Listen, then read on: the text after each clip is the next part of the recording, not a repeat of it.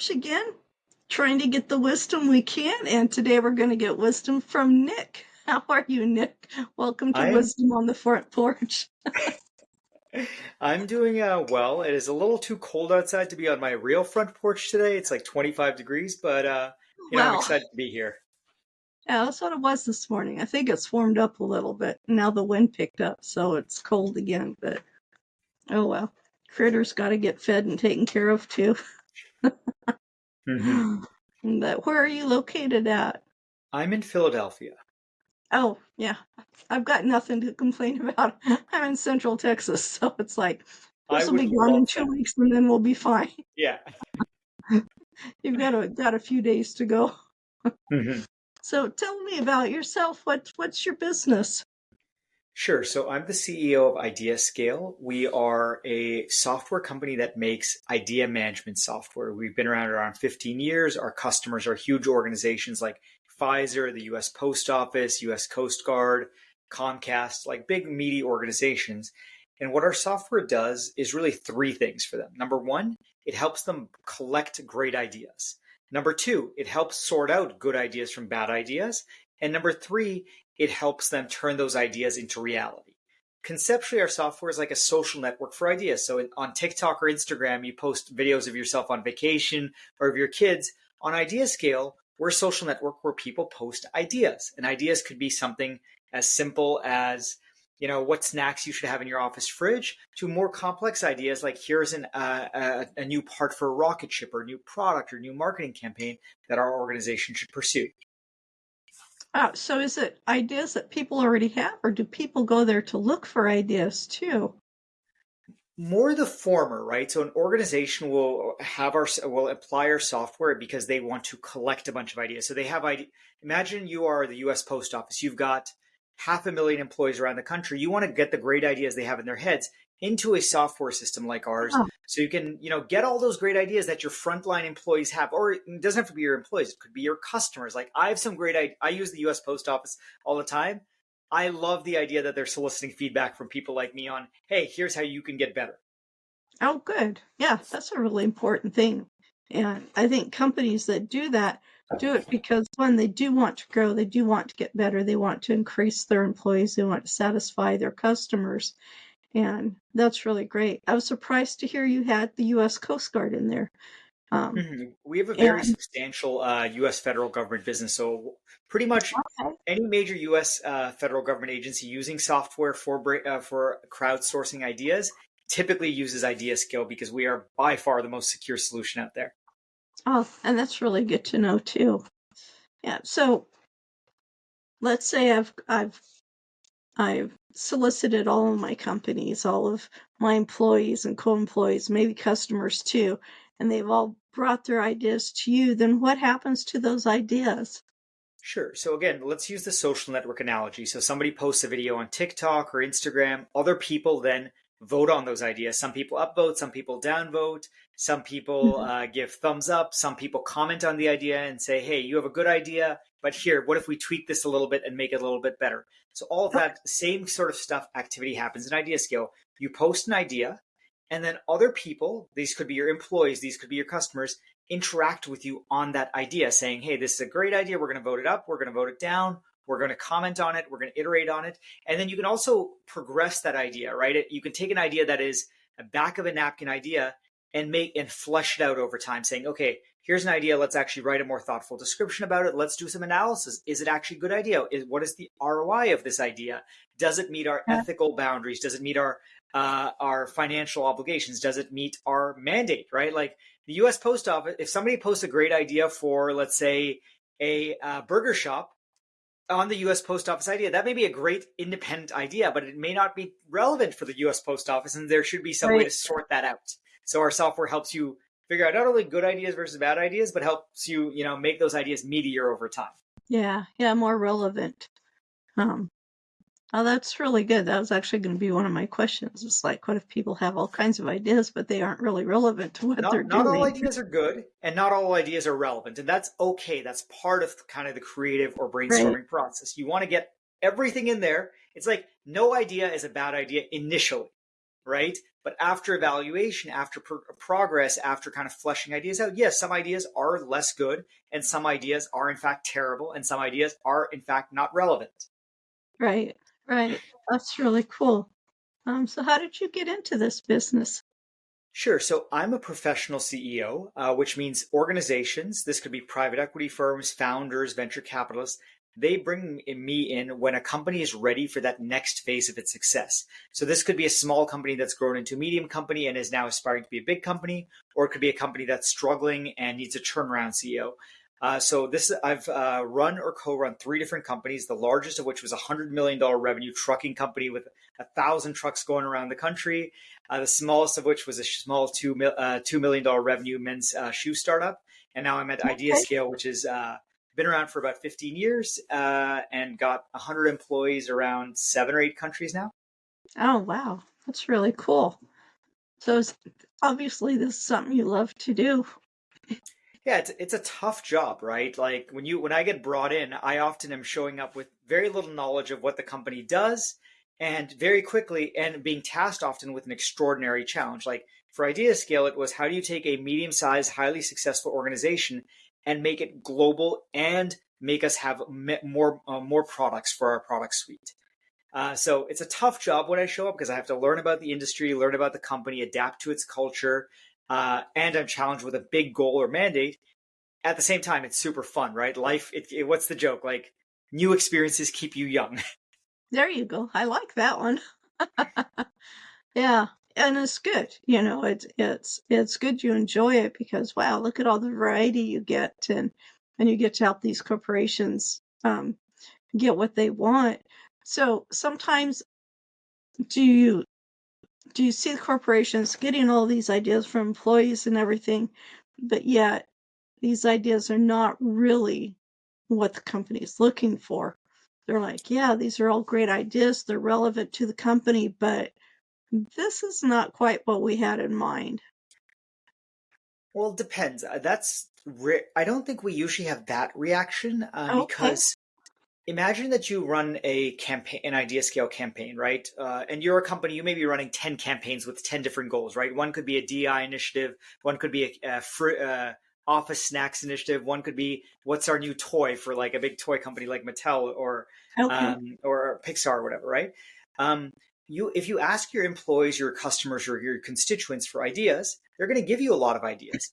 And turns out very rarely when you ask for ideas will somebody give you exactly what you're looking for.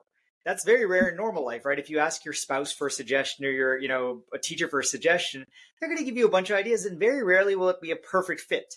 However, the process of them giving you ideas will do one of two things. Number one, it will either make you discover, hey, somebody gave me a totally different idea than what I asked for, but hey, that's a better idea than what I was even looking for. Or number two, it makes you adapt your question.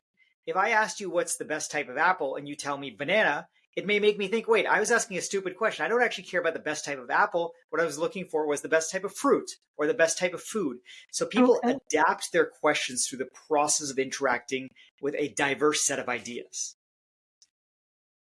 That's And that's not, by the interesting. way, that's not unique to our software. That is just the human creative process that by Right. interacting with others in a social way, we adapt or expand our own ways of thinking. So what are some I always like to ask about the problems and issues because as entrepreneurs, there's always going to be challenges. So what are some of the challenges that you go through in your company? Sure. So we have lots of challenges, right? We are a smaller, medium-sized organization. I think that there's three things that we struggle with, or that's a real challenge. Number one, on the customer side, I think a lot of organizations are still going through this transition of open innovation. Right. Once upon a time, if you think 20 or 30 years ago, if you've watched Mad Men, there were a couple of senior, primarily men at the top, and they would say, these are the great ideas, and that's what the organization did. Um, Whereas I think the world is moving towards the guys or gals at the top are not necessarily the smartest people in the room. And even if they're the smartest people in the room, the smartest people don't always have the greatest ideas. So I think the world is going through this transition of, hey, we're moving from a super hierarchical structure to a more creative, distributed brainstorming culture, right? And that's even pre-COVID. It's just been a transition that, hey, junior people may have Right. great ideas and we should use those great ideas. Or so we struggle with kind of a lot of our clients have been going through this multi-decade journey, and these are billion-dollar or $100 billion organizations, and so you can imagine it's slow to turn a ship that big. And we, our kind of software in some ways jams the door open, which is it's a culture shock for an organization that has slowly been creeping the door open for the last decades. Number two is I have a small team, so I'm very resource constrained, right? Yes, I'm not a one-person entrepreneur, but a 100-person company does not have the resources of a Google or an Adobe or a Comcast, right?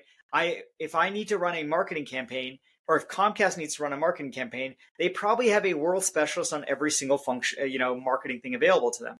I have a marketing team of 4 people who are good, but they may not be the world's best specialist on XYZ thing. Like, do we have the world's best specialist on TikTok advertising? No, we don't, right? So we are resource constrained in terms of the skills that we have, in terms of the person hours of labor that we have. Right. And then number 3, what I'm about to give is kind of a very generic problem that a lot of organizations have in software, which is sometimes what customers ask is not actually what they need. And that's a very delicate communication balance. A customer asks me to build a feature. I know it's a bad feature. We shouldn't build that bad feature, but they're asking for it. Sales is demanding that we build it because that's what their customers saying, if you build this, we'll buy it. And a really simple example of that is we are, for example, building a really new cool graphing portion for our application. So drawing graphs like line graphs, bar graphs, all that stuff.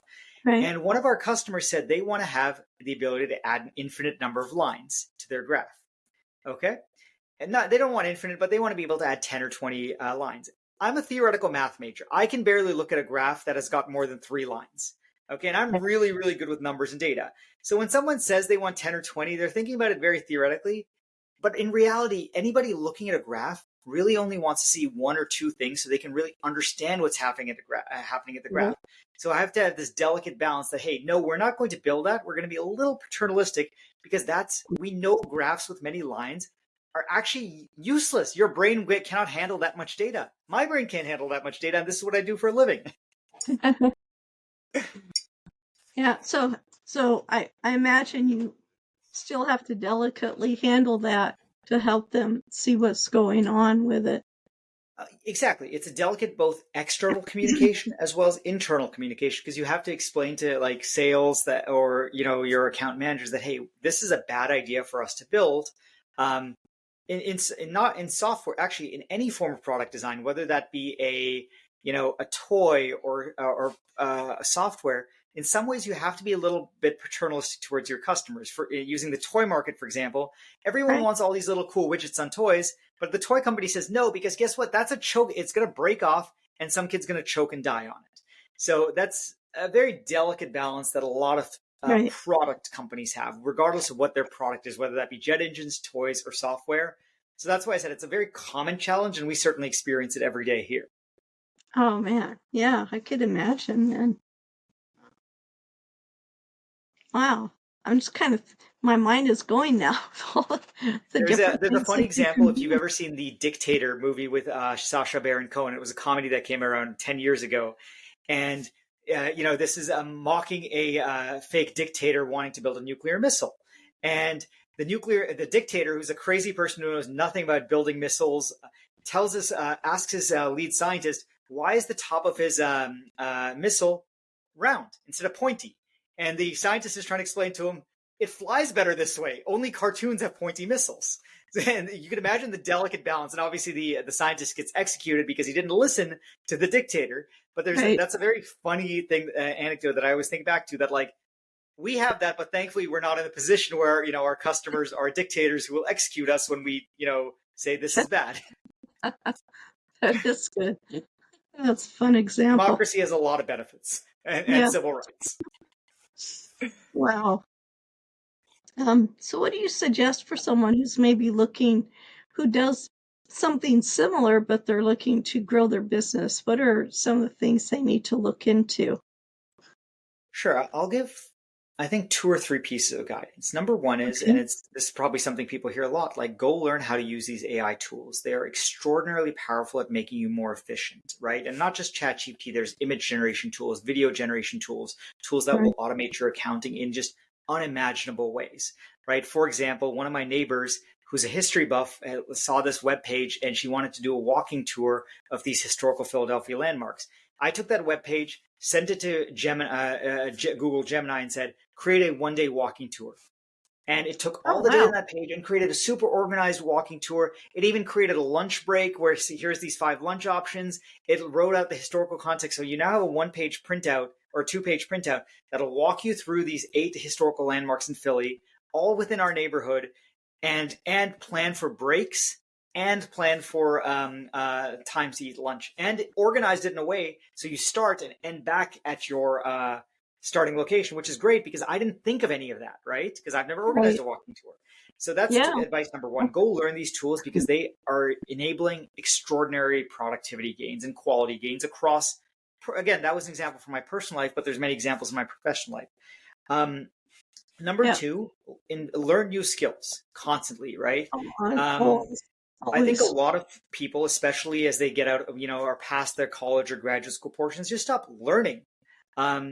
And it is, I think some of the greatest benefits in my career have been when I took active time from my day or week to go learn a new skill. As an example, right now, I'm actually learning how to do the coding that goes into these AI models. I may not need it today, but it's certainly opening my horizons and will allow me to probably have more opportunities and more conversations over the next several decades of my career. These learning compounds. And that doesn't have to be a technical skill. It can be go how to paint, right? It'll open your horizons, make you a more fulfilled human being. And then third is really focus on how your product or service creates value. And I think a lot of organizations, both small and large, get into the trap of, hey, someone's willing to buy it and that's enough. And that is a very short-term answer, right? You can fool somebody for a little bit of the time into buying something that is not valuable. But ultimately, whatever you do, whatever service you're providing in life, right? It could be selling somebody a fast food burger. It could be a complex piece of software. It could be a jet engine. Whatever it is, it needs to provide value to the person who's willing to buy it.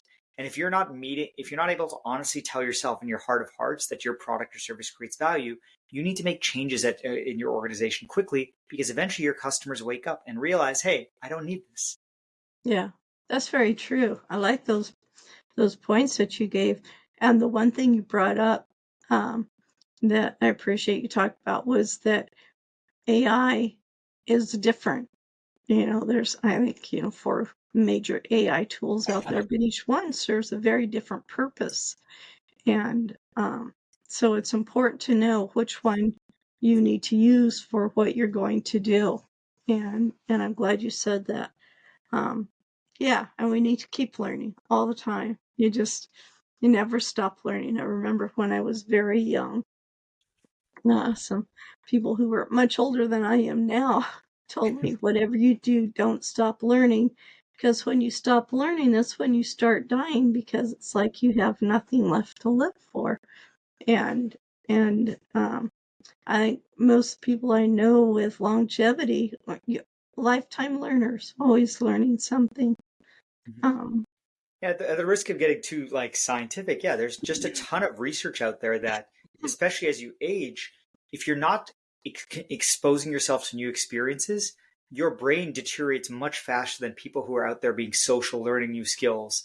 Yeah. But the funny thing is, most of the research is obviously focused on geriatric care, preventing dementia in older people. But that same research actually holds true for people who are young and middle-aged as well. That, hey, learning actually activates all these cool centers in the human brain, which makes you happier. It makes you more fulfilled. It makes you smarter. It raises your IQ. Oh, It actually yeah. adds valuable job skills. There's all these benefits to going out and doing something that you don't know how to do.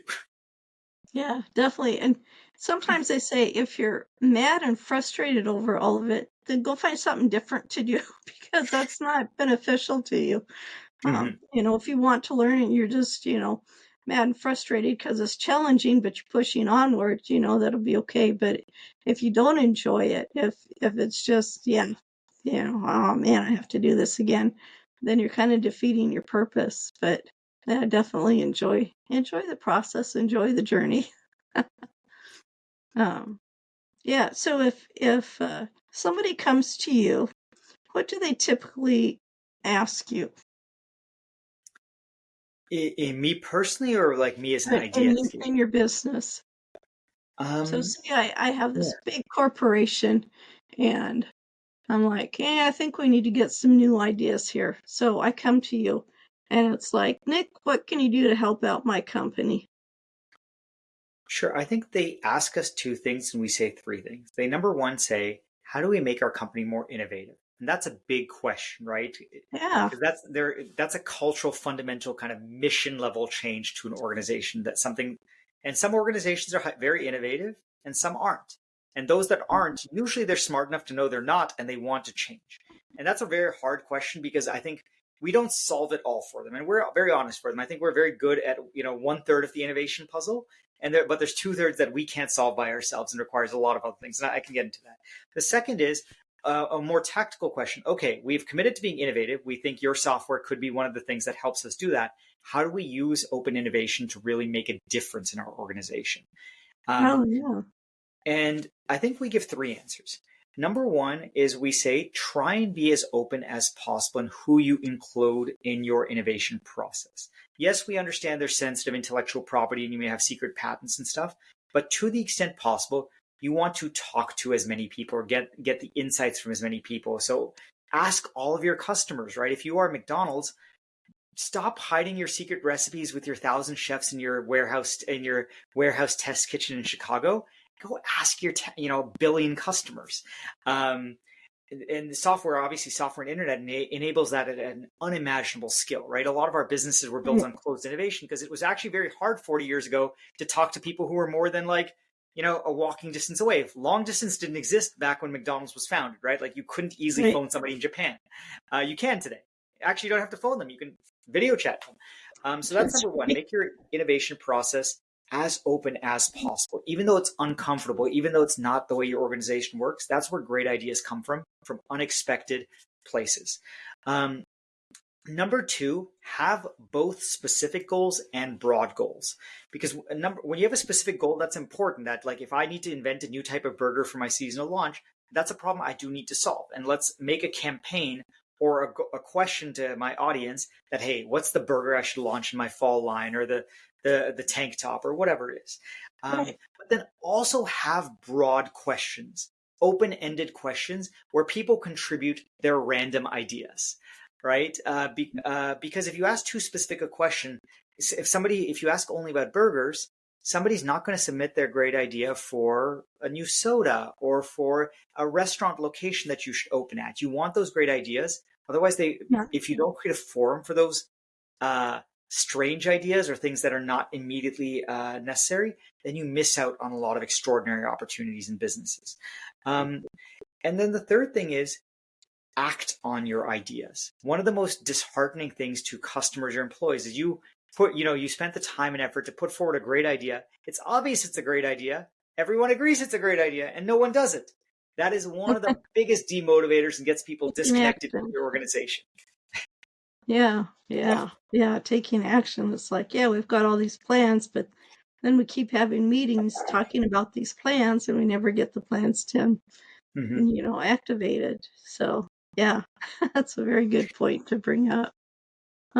So what does your company look like in the next 5 years? What are some of your projections for Sure. your I own think company? there's 2024 was a year of transition / expansion for us. We expanded internationally, so we added folks in Latin America, in Nice. India, in South Africa, Europe. So it was a geographical expansion as well as from the technical end. We did what's called eliminating a lot of technical debt, a lot of like code stuff that customers don't necessarily see, but impacts Okay. our ability to make good software. Think of it like the bones of a house.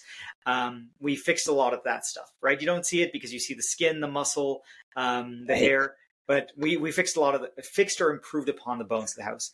In 2025 and kind of the next couple of years, I think there's three things that happen. Number one is because we made the bones much better, we get to launch a lot of cool features and products. So just in Q1, I think we're launching 3 major releases, which I think was more major releases than us or our competitors have done in the last like 5 years.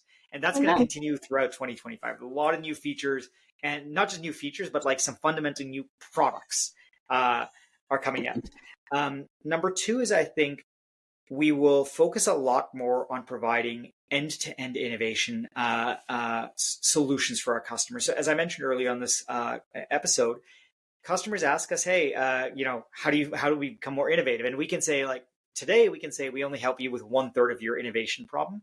I think over the next couple of years, we'll be able to honestly say, hey, we can help you do it all from a software perspective.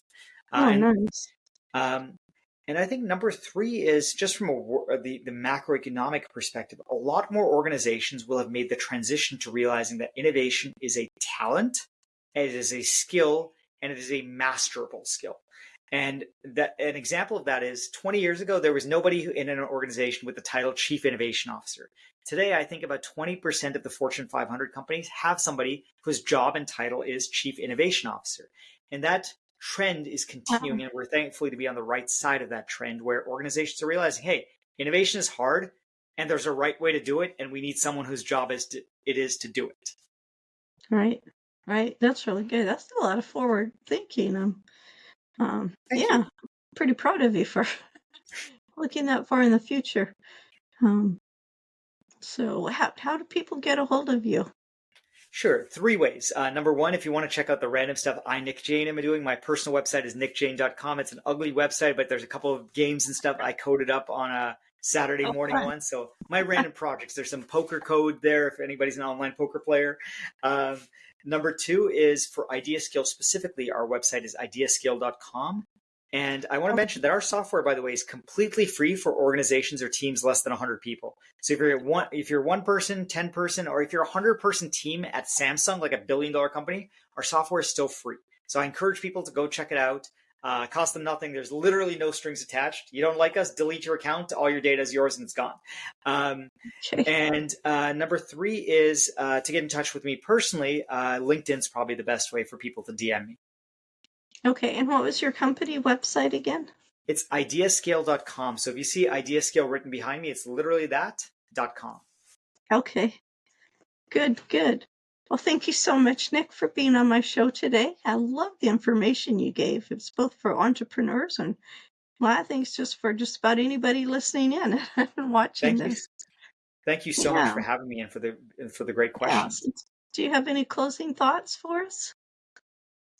No, I think you've been such an extraordinary interviewer that I'm, out of additional wisdom to share. Okay. All right. Well, thank you so much for being here. And thank your audience for being here on Wisdom on the Front Porch, and we'll see you next time. Thank you for joining us today on Wisdom on the Front Porch with your host, Ellis Kirkpatrick. You can find us on our website, wisdomonthefrontporch.com, see previous episodes of the podcast, and view issues of the magazine. Did you know you can submit questions, leave reviews, or suggest topics? You can also tell us where your favorite front porch location is and what it means to you. We hope you gain value and insight from today's or previous talks. We appreciate your support for us so we can continue to provide value and expertise to you and others. Subscribe to Wisdom on the Front Porch magazine and join in next week when we bring you another great insight into the world of entrepreneur culture and lifestyle. Make today a great day. Always believe that something wonderful is going to happen.